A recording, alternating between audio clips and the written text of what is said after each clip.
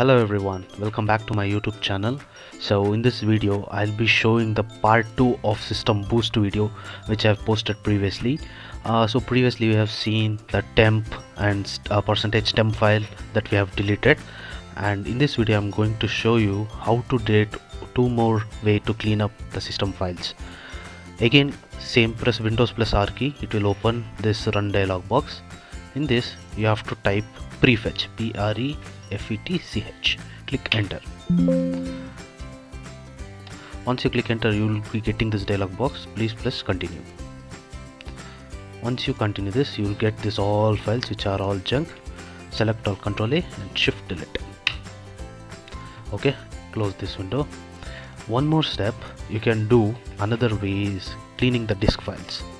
That is, again press Control plus R, open this, then type clean mgr. So this will open a dialog box which says which drive you want to clean.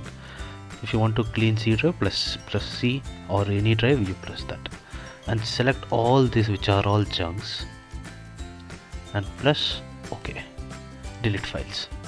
Everything will be deleting. It will take some time. These are very temporary files which helps in system boosting.